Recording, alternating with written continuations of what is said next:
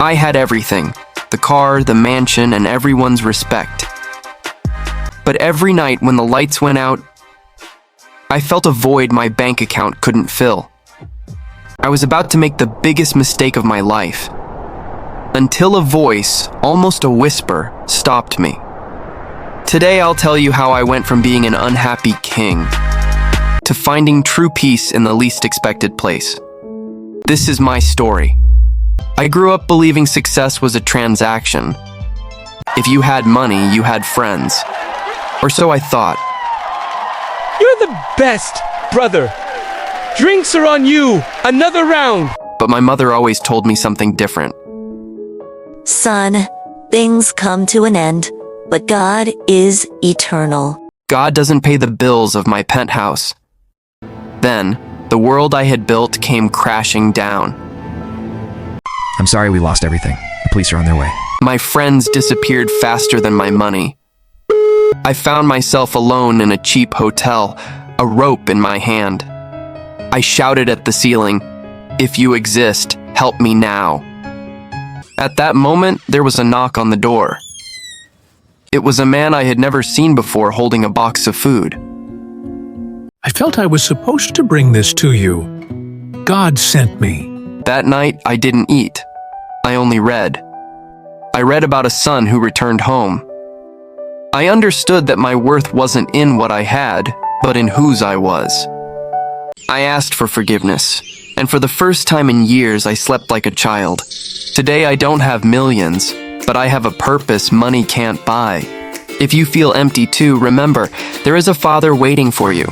This man built his life believing that money would give him identity, that respect bought at parties and in business deals would protect him from the emptiness inside.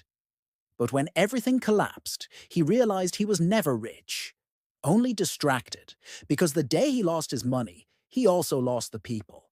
And on the darkest night, alone, without applause, without masks, he prayed the first real prayer of his life.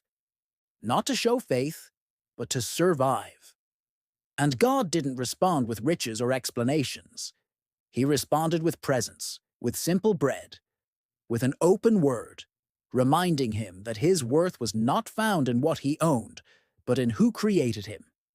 And just like the prodigal son, who returned broken, ashamed, with nothing left to offer, he was welcomed not with punishment, but with grace. Because God doesn't wait for you to arrive strong. He waits for you to arrive sincere. And this story isn't about losing money or hitting rock bottom. It's about understanding that when everything is gone, God is still there, waiting for you to stop running and finally come home. Eternal Father, at this moment, I place before you every person who is listening to this message. You know the weariness they carry, the decisions that weigh on them, and the nights when they have felt they can't go on any longer. Just as you reached this man when he was alone and broken, draw near now to the one who is listening. Remove guilt, break hopelessness, and remind them that they don't need to have everything figured out to come back to you.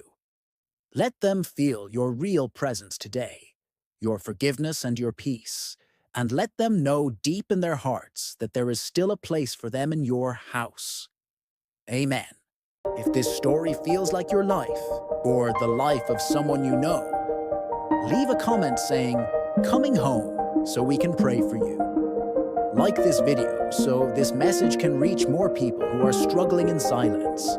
Share it with someone who needs to hear that there is still hope. And subscribe to the channel. Because here, we don't sell perfection.